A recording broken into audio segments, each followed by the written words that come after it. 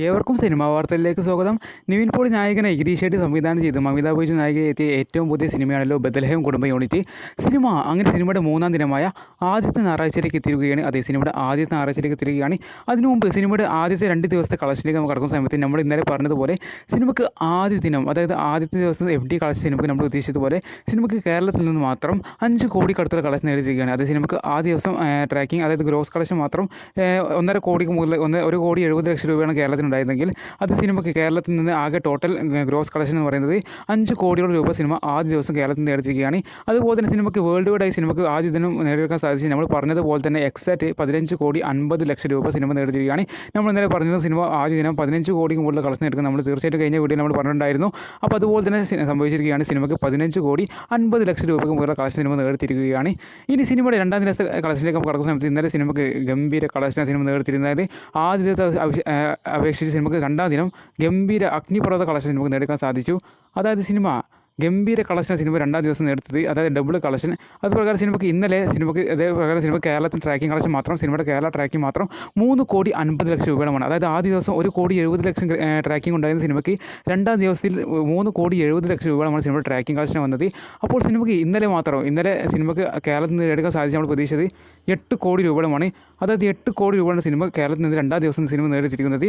8 കോടി രൂപ സിനിമ കേരളത്തിൽ നിന്ന് രണ്ടാം ദിവസം നേടിയിരിക്കുകയാണ്. ആ ദിവസം സിനിമ 5 കോടി നേടിയിരുന്നെങ്കിൽ അതിന് ഡബിളായിട്ട് 8 കോടി രൂപ സിനിമയ്ക്ക് രണ്ടാം ദിവസം കേരളത്തിൽ നേടിയിരിക്കുകയാണ്. അങ്ങനെ ടോട്ടൽ സിനിമ 2 ദിവസം കൊണ്ട് കേരള കളക്ഷൻ മാത്രം 12-13 കോടി റേഞ്ച് സിനിമ എത്തിയിരിക്കുകയാണ്.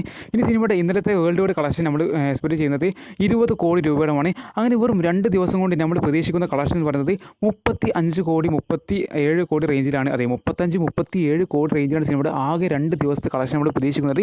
ഒരു ലോ ബഡ്ജറ്റ് സിനിമ, അത് അത്ര വലിയ ബഡ്ജറ്റ് നീ അത് ഈ സിനിമയാണ് വെറും 2 ദിവസം കൊണ്ട് 37-35 കോടി റേഞ്ച് സിനിമ കളക്ഷൻ എത്തിക്കുന്നത്.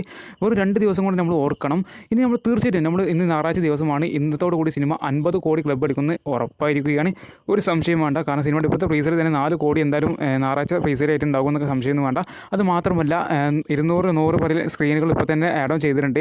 കാരണം സിനിമയ്ക്ക് പോസിറ്റീവ് അഭിപ്രായമാണ്, ഗംഭീര പോസിറ്റീവ് അഭിപ്രായമാണ് നിവിൻ പോളി സിനിമയ്ക്ക് ലഭിച്ചിട്ടുണ്ടായിരുന്നത്. ഈ സിനിമയും കൂടി സിനിമ 100 കോടി ക്ലബ്ബ് എത്തുന്നത് നമ്മൾ നിസ്സംശയം പറയുകയാണ്. കാരണം വെറും 3 ദിവസം കൂടി സിനിമ 50 കോടി ക്ലബ്ബ് എത്താൻ പോവുകയാണ്. 100 കോടിക്ക് പുല്ല് പോലെ ഈ സിനിമ നേടിയെടുക്കുന്ന കാര്യത്തിൽ യാതൊരു സംശയം വേണ്ട. ആ സിനിമ നേടിയെടുത്തോളും. വെറും 5-6 ദിവസം കൊണ്ട് സിനിമ നേടിയെടുക്കുന്ന കാര്യത്തിൽ സംശയമില്ല. വെറും 3 ദിവസം കൊണ്ട് സിനിമ 50 കോടിക്ക് മുകളിലുള്ള കളക്ഷൻ നേടിക്കാൻ പോവുകയാണ്. 2 ദിവസം കൊണ്ട് 35 കോടിക്ക് മുകളിലുള്ള വേൾഡ് വൈഡ് നേടിയിരിക്കുന്നത്. ഇനി ഇന്നത്തെ കളക്ഷൻ കേരള കളക്ഷനോട് കൂടി സിനിമയുടെ ആകെ കേരള കളക്ഷൻ 20 കോടിക്കടുത്തുള്ള കേരള കളക്ഷൻ നേടുന്ന കാര്യത്തിൽ നമ്മൾ സംശയം പറയാതെ നമുക്ക് സാധിക്കും.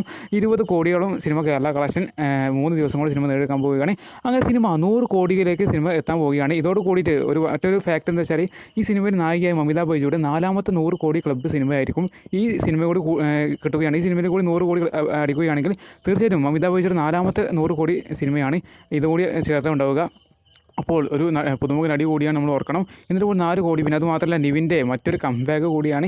സർവമായ എന്ന സിനിമയാണ് ലാസ്റ്റ് സിനിമ നിവിൻ്റെ 100 കോടി അടിച്ച സിനിമ. 150 കോടി കൂടെ കളക്ഷൻ സിനിമ എടുത്തത്. ഈ സിനിമയുടെ കൂടി അടുത്തൊരു 100 കോടി നിവിൻ എടുക്കാൻ പോവുകയാണ്. ഈ നിവിൻ്റെ കാലമാണ്. നിവിൻ ഓണം തൂക്കി തന്നെ നമുക്ക് സംശയം പറയാൻ സാധിക്കും. നിവിൻ്റെ ഓണം തന്നെയാണ്. നിവിൻ അത് തകർത്തിട്ടുണ്ട്. നിവിൻ നന്നായിട്ട് തന്നെ പെർഫോം ചെയ്തിട്ടുണ്ട്. കിഡിലെ സിനിമ തന്നെയാണ് എല്ലായിടത്തും പെർഫോമൻസ് കാണാൻ സാധിക്കുന്നത്.